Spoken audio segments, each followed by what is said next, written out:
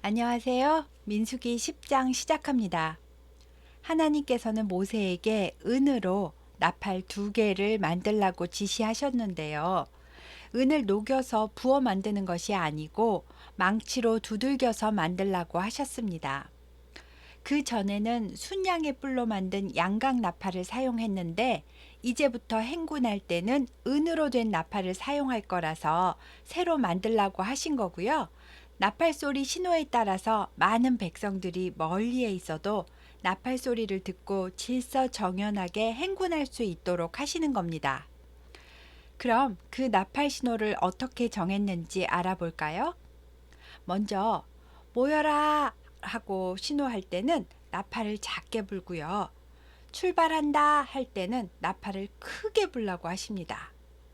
2개의 나팔을 동시에 불면 온 회중은 회막문 앞에 다 모이세요 하는 신호고요.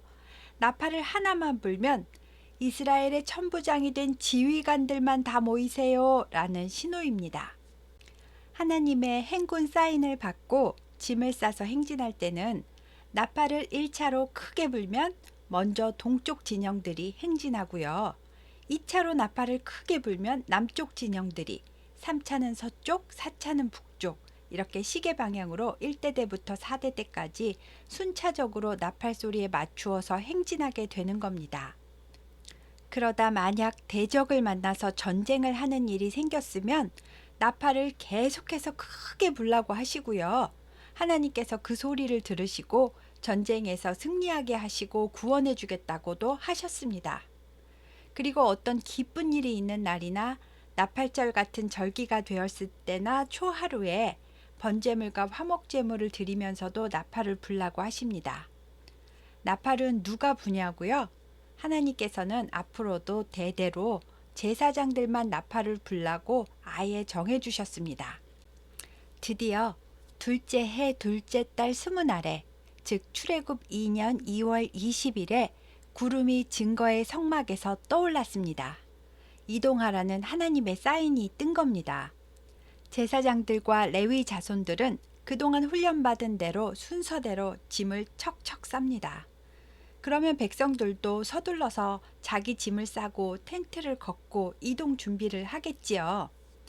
짐을 다 쌌으면 이제 나팔 신호에 맞추어서 순서대로 출발하는데요. 12군인 지파는 각자 자기 지파의 깃발을 딱 들고서 출발할 거고요. 게르손과 무라리, 고핫, 이 레위의 자손들은 그 군인 지파 사이사이에 끼어서 행군하게 됩니다. 하나님께서 이들이 어느 지파 어디 사이에 들어가야 하는지 그것도 다 정해 주셨습니다. 먼저 제사장들이 법궤를 메고 맨 앞에 서는 거고요. 그 뒤에 1대대 동요이스 지파가 호위하며 행군합니다. 그리고 그 뒤에 게르손과 무라리 후손이 성막 부품을 소 12마리가 끄는 수레 6대에다가 다 싣고 따라갑니다. 그 뒤에는 2대대 남르시가 지파가 뒤를 따르고 또 그 뒤에 고핫 자손이 성소 기물들을 어깨에 메고 따릅니다. 그리고 그 뒤에 3대대 서에무베, 4대대 북다나납 지파가 뒤를 따라 행군하는 겁니다. 그리고 맨 뒤에는 따라 나온 여러 잡족들도 함께 뒤따라서 이어서 행군했겠지요. 그곳에는 모세의 처남인 호밥과 그의 가족들도 함께 있었는데요. 모세는 그들에게 함께 가자고 제안을 했습니다. 호밥은 아니라고, 나는 미디안에 고향으로 돌아갈 거라고 했는데 모세가 당신들은 광야 지리를 잘 아니까 우리의 눈이 되어줄 수 있지 않습니까? 우리와 함께 가나안에 동행해 주면 가나안에 당신들이 거할 땅도 나눠주고 하나님께서 복을 주시는 대로 우리가 당신들에게 나누어 주겠습니다 하고 거듭 청했습니다. 나중에 가나안 땅에 호밥의 후손들이 거주했던 자료를 보면요. 모세의 처남 호밥은 이때 매형의 제안을 받아들이고 함께 행군 대열에 동참했음을 알 수 있습니다. 이스라엘 백성들은 시내산을 떠나서 3일 동안 행진을 했는데요. 10장 33절에 언약궤가 3일 길을 앞서가며 백성의 쉴 곳을 찾았더라 라고 써 있는 것은요. 법궤만 3일 전에 먼저 출발해서 앞서간 것이 아니고요. 3일을 이동하는 동안 법궤가 맨 앞에 선두에 서서 백성이 가야 할 길을 리드했다는 말입니다. 그리고 광야에서 이동할 때는 하나님께서 하늘에 구름을 덮어주셔서 머리가 뜨겁지 않고 탈진하지 않도록 지켜주셨다고 합니다. 모세는 아침에 일찍 출발할 때는 하나님, 일어나셔서 우리가 가는 길에 주를 대적하는 자가 있으면 흩어주시고 주를 미워하는 자가 있으면 주 앞에서 도망가게 하옵소서 하고 기도했고요. 저녁에 법궤를 내려놓고 쉴 때는 하나님, 이제 이스라엘 종족들에게 돌아오셔서 밤새 우리와 함께 해 주옵소서 하고 기도했습니다. 하루를 기도로 시작하고 기도로 마치는 모세의 모습을 우리도 본받아야겠습니다. 다음 11장에 그동안 3일 길을 행진했으니까요. 하루 길을 약 30km로 계산하면 시내산에서 약 90km 정도 이동했을 때였습니다. 아마도 노인과 여자와 아이들, 가축들까지 함께 다 이동하다 보니까 그보다는 훨씬 더 더디게 이동했을 수도 있겠지요. 백성들은 광야길을 걸어서 이동하는 게 당연히 힘들기는 했겠지만 3일 만에 불평과 원망을 쏟아냈습니다. 하나님께서는 3일 만에 백성들이 악한 말로 원망하는 소리를 들으시고 진노하셨습니다. 그래서 백성의 진영의 끝을 여호와의 불로 타게 하셨습니다. 백성들은 놀라서 모세에게 소리를 지르며 부르짖었고 모세가 용서해달라고 중보기도를 하자 불이 꺼졌습니다. 그래서 3일 길을 이동한 그곳 이름이 다베라, 즉 불사름이란 뜻이 되었습니다. 출애굽해서 시내산에 도착하기 전에 불평할 때는 하나님께서 다 용서를 해주셨지만요. 이제 언약도 했고 율법도 받았고 성막도 다 제작을 했고 하나님 나라 백성으로서 살 땅을 주시려고 지금 이동하는 건데 가나안 땅에 들어가려면 힘들어도 당연히 참고 가야지 광야에서 평생 살 것도 아니고 여기에서 3일 만에 불평하는 거는 말이 좀 안 되는 불평이거든요. 게다가 그 옆에 함께 섞여 사는 다른 이방인들이 불평하면서 아우 옛날에 노예 생활할 때가 더 좋았지. 아우 이거 원 광야에 먹을 거라고는 만나밖에 없고 애굽에서 살 때 주인집에서 공짜로 이것저것 많이 얻어먹었던 게 오히려 그립다니까 하는 겁니다.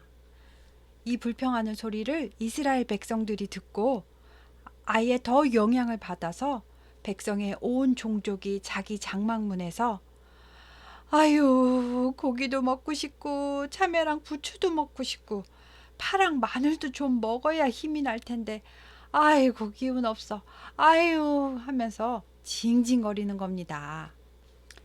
이렇게 백성들은 철딱서니 없이 하나님의 진노 게이지를 점점 올리고 있었습니다.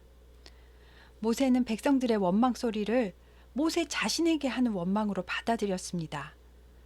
그러니까 모세도 너무 힘들어지고 속상해하면서 하나님께 원망을 합니다. 하나님, 이 백성들을 내가 낳은 자식들도 아닌데 제가 왜 이 사람들을 다 품어야 됩니까? 이 사람들에게 이 넓은 광야 어디에서 고기를 구해 먹인단 말입니까? 저는 이 백성을 감당하지를 못하겠습니다. 차라리 저를 죽여주세요. 아우, 이 꼴 저 꼴 안 보고 죽는 것이 편하겠습니다. 라고 합니다. 하나님께서는 모세에게 모세야, 이스라엘의 노인들 중에서 지도자가 될 만한 장로들을 70명을 모아서 회막 앞에 모이게 하거라. 내가 나의 영을 그 장로들에게도 임하게 해서 너의 짐을 나누어지도록 해줄 것이다. 그리고 저 불평하는 백성들은 한 달 동안 고기를 아주 실컷 먹여서 냄새도 맡기 싫을 정도로 내가 해줄 것이다. 라고 말씀하셨습니다. 모세가 하나님, 백성의 수는 장정만 60만 명이 넘는데 소와 양을 다 잡아도 모자르질 않습니까? 고기를 어디서 그렇게 많이 구한단 말입니까? 라고 하자 모세야, 내가 능력이 모자라서 내 손이 짧으냐? 너는 내 말이 어떻게 이루어지는지 보게 될 것이다. 라고 하셨습니다. 모세는 하나님이 시키시는 대로 장로 70명을 임명해서 회막 앞에 모이라고 했습니다. 하나님께서 성령을 장로들에게도 부어주셔서 그 장로들이 회막문 앞에서 예언을 하게 되었습니다. 그런데 장로 70명 중에 2명은 회막 앞에 안 나오고 자기 진영 안에 있었는데요. 그 2명도 자기 진영에서 예언을 하는 겁니다. 여호수아가 이 모습을 보고 모세에게 달려가서 그들이 예언을 하니까 못하게 말리라고 했습니다. 모세의 권위에 위협이 될까봐 걱정이 되어서 그랬나 봅니다. 모세는 나는 하나님이 이 모든 백성에게 성령을 주셔서 이들이 다 선지자가 되었으면 좋겠다 라고 말하며 자신은 권력이나 위치에는 관심이 없고 맡겨주신 이 무거운 짐을 내려놓고 싶은 마음을 표현합니다. 70명의 장로가 예언한 내용이 무엇인지는 모르겠지만요. 이 예언은 그냥 그날 하루 일시적인 것이었고요.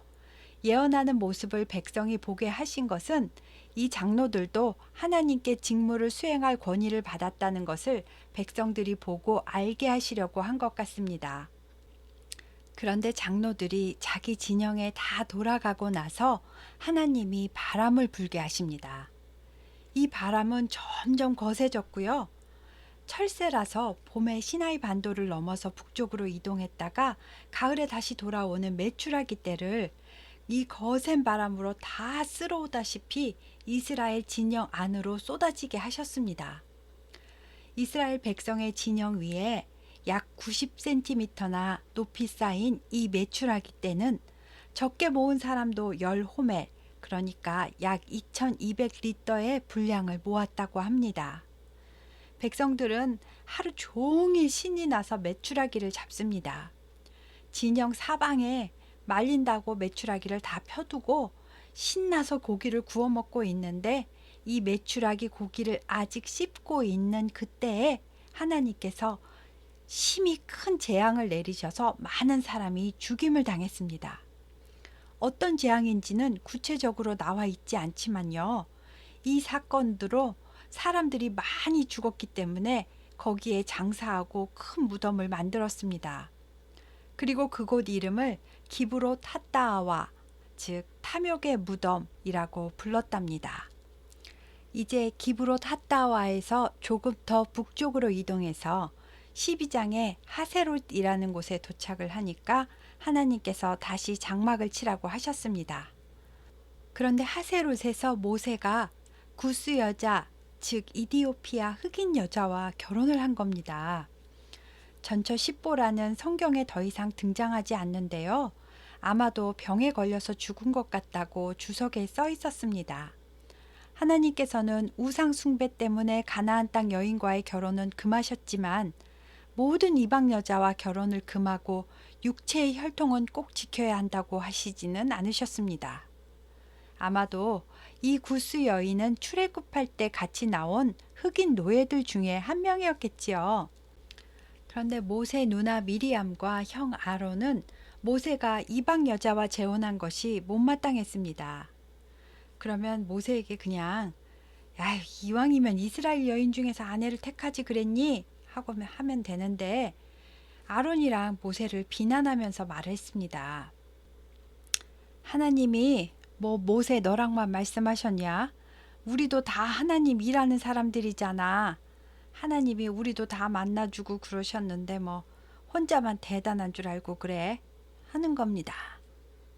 이것은 모세의 재혼 문제를 자신의 권력에 대한 탐욕을 드러낼 기회로 이용하고 있음을 나타내는 발언입니다.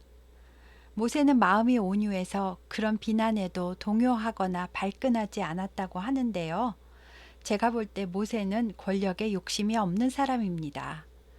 애굽에서 왕자로도 40년 동안 살아봤고 광야에서 목동으로도 40년 살아봤는데 지금 어쩔 수 없이 하나님께서 앞에다 세워놓으셔서 하는 일이지 자기가 하고 싶은 일을 하는 것이 아닙니다. 하나님께서는 미리암의 말을 들으시고 모세, 아론, 미리암, 너네 셋 다 회막으로 나와 하시는 겁니다. 하나님께서는 야, 내가 너희에게 알릴 일이 있으면 너희에게 환상이든 꿈이든 누구든지 선지자를 세워서 말해주고 또 만나주고 하잖아. 하지만 모세는 아무 때나 나를 친구처럼 대면해서 만날 수 있도록 내가 특별히 세운 사람이야. 그런데 그런 내 종을 비방하는 게 두렵지가 않아? 하십니다. 아론과 미리암은 가슴이 철렁했겠지요. 그런데 하나님의 임재를 상징하는 구름이 장막 위에서 떠나시자마자 미리암은 나병에 걸려서 눈처럼 피부가 하얘지는 겁니다. 아론도 놀래서 모세를 보고 미리암을 구해달라고 간청을 합니다. 모세도 하나님께 제발 누나를 용서하시고 고쳐달라고 중보기도를 했습니다. 하나님께서는 미리암을 진 밖에 7일 동안 가두고 차배의 시간을 가지게 하고 정결례 의식도 다 하고 그 다음에 데리고 들어오라고 하셨습니다. 그래서 그 기간 동안 행군은 일단 중지가 되었습니다. 여기서요. 미리암은 여선지자고요. 아론은 대제사장입니다. 이들은 권력에 대한 욕심을 가지고 교만하다가 혼난 거잖아요. 그러니까 연약한 성도들에게 목사한테 함부로 말하면 미리암처럼 문둥병 걸려 하고 은근히 겁을 주고 그러시면 옳지 않습니다. 미리암이 회복되어서 진영에 들어온 후에 백성은 하세롯을 떠나 다시 행군했고요. 바란 광야 가데스 바네아라는 곳에 진치게 되었습니다. 그곳에서는 조금만 더 북쪽으로 올라가면 이제 가나안 땅이니까 백성들은 이제 다 왔다고 기대에 찼을 겁니다. 그런데요, 가나안 땅은 하나님이 새 땅에 예비하신 신도시가 아니잖아요. 비어있는 땅, 비어있는 집에 입주만 하면 되는 것이 아니고요. 이미 가나안 사람들이 대대로 터를 잡고 살고 있는 땅인데 이스라엘 백성이 쳐들어가서 전쟁을 하고 그 땅 주민을 다 죽이고 뺏어야 되는 겁니다. 그래서 13장에서 12지파 중에 한 사람씩 수령을 뽑아서 가나안 땅이 어떠한지 정탐을 하고 오라고 보내게 됩니다. 이때 보내는 수령들은 진영별로 숫자를 계수해서 보고했던 우두머리 지휘관들이 아니고요. 다른 사람들입니다. 르우벤 지파에서는 삭굴의 아들 삼모아, 시므온 지파에서는 호리의 아들 사밧, 유다 지파에서는 여분네의 아들 갈렙, 이사갈 지파에서는 요셉의 아들 이갈, 에브라임 지파에서는 눈의 아들 호세아. 이 호세아가 모세가 부르는 여호수아고요. 이름의 뜻은 호세아는 구원, 여호수아는 여호와는 구원이시다 라는 뜻입니다. 베냐민 지파에서는 라부의 아들 발디, 스불론 지파에서는 소디의 아들 갓디엘, 므낫세 지파에서는 수시의 아들 갓디, 단 지파에서는 그말리의 아들 암미엘, 아셀 지파에서는 미가엘의 아들 수둘, 납달리 지파에서는 웁시의 아들 나비, 갓 지파에서는 마기의 아들 그우엘이 뽑혔습니다. 정탐을 보낸 이유는 13장 18절부터 20절까지 자세히 나와 있는데요. 첫째, 그 땅에 사는 백성이 강한지 약한지, 수가 많은지 적은지 살펴볼 것. 둘째, 그들이 사는 땅이 좋은 땅인지 나쁜 땅인지, 물은 풍부한지 살펴볼 것. 셋째, 그들이 사는 마을은 마을에 성벽이 둘러쳐져 있는지 아니면 그냥 들판에 진영이 있는지 살펴볼 것. 넷째, 토지가 비옥한지 메마른지, 나무는 잘 자라는지 탐지하고 그 땅에서 잘 자라나는 농작물은 무엇인지 알아보고 그 땅에서 자라는 열매를 가져올 것입니다. 정탐을 간 그때는 포도 열매가 처음 익는 계절이었습니다. 그래서 그들은 신광야에서 네겝, 헤브론을 지나서 가나안 맨 북쪽 헬몬산까지 갔고요. 거기서 더 올라간 하맛 어귀 르홉에 이르기까지 가나안 땅을 40일 동안 구석구석 정탐했습니다. 여기에서 정탐은요, 그냥 살펴보는 관광에 가깝고요. 몰래 숨어서 다닌 것이 아닙니다. 가나안 땅을 잘 살펴보고 12지파 수장들이 돌아와서 백성들에게 우리가 돌아보니까 과연 하나님이 말씀하신 대로 젖과 꿀이 흐르는 좋은 땅입니다. 우리가 들어가서 제대로 된 이스라엘 국가를 이룹시다 하고 백성과 군사의 사기를 북돋워 주어야 하는 것이 주된 목적입니다. 그래야 아자 들어가자 하자 하고 힘내서 전쟁하러 갈 수 있으니까요. 그래서 보고 오라고 한 겁니다. 드디어 정탐하러 갔던 12명이 돌아왔습니다. 그리고 그 땅의 열매인 포도나무 가지를 열매가 주렁주렁 매달린 채 메고 왔습니다. 이 일로 이스라엘 관광청의 대표 이미지가 포도나무 가지를 2명이 메고 오는 그림이 되었다고 합니다. 정탐꾼들이 와서 한 이야기를 보면 이렇습니다. 그 땅은 과연 젖과 꿀이 흐르는 좋은 땅은 맞습니다. 하지만 그 땅 거주민들은 매우 강한 사람들이고 백성의 수도 많이 있습니다. 성읍들은 견고하고 크게 지어져 있고요. 저는 거기서 거인 족속이라고 불리던 아낙 자손들을 보았습니다. 아낙 자손들은 거인처럼 키가 얼마나 큰지 모릅니다.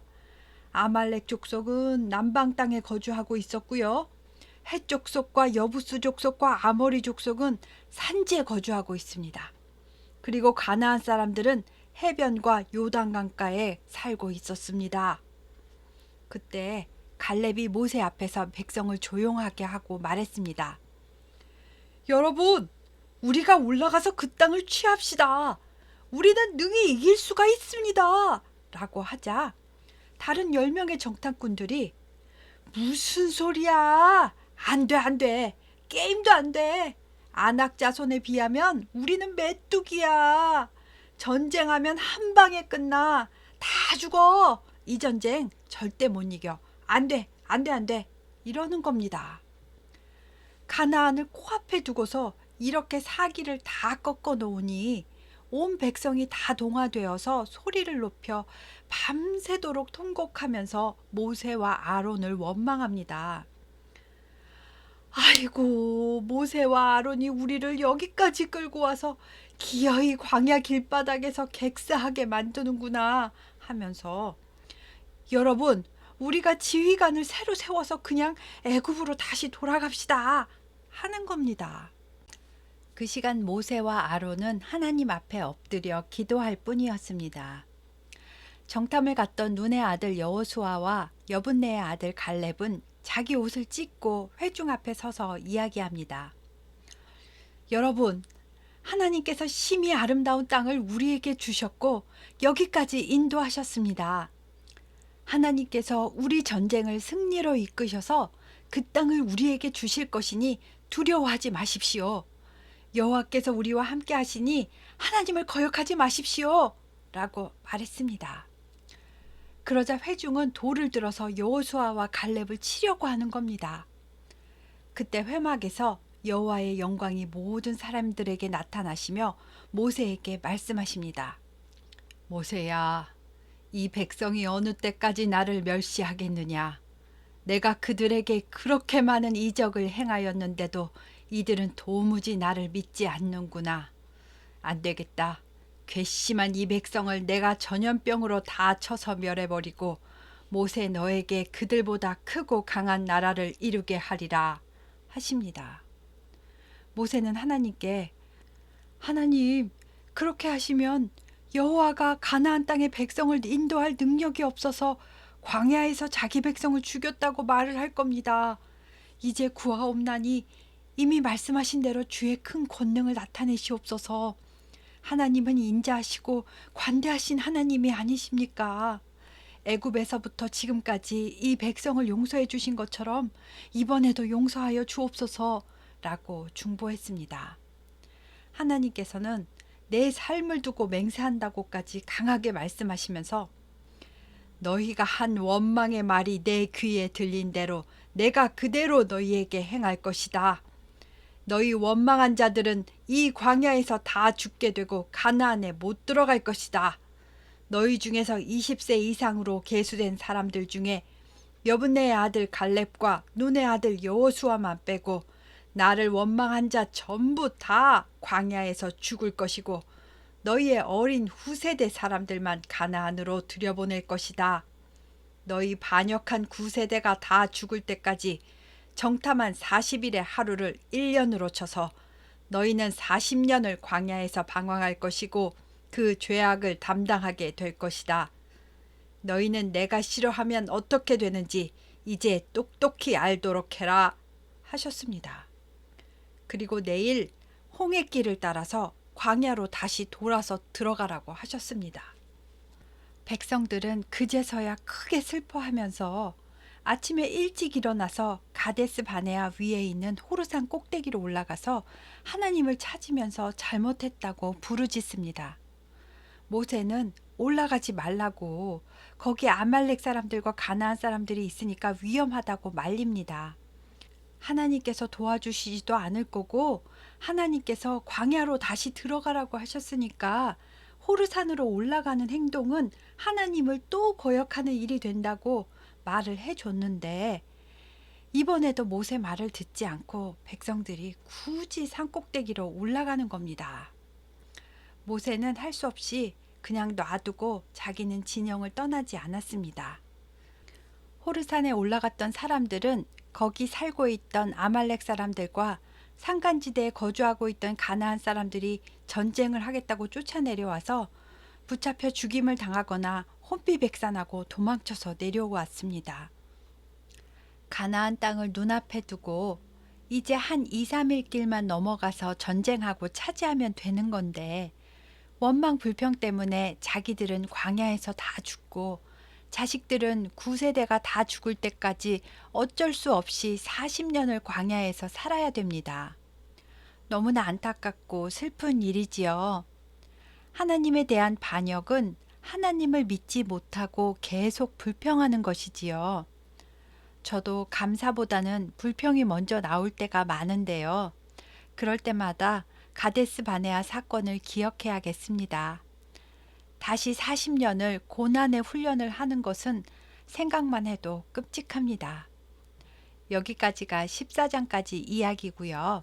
다음 시간에는 다시 되돌아간 광야 생활 이야기가 계속됩니다. 감사합니다.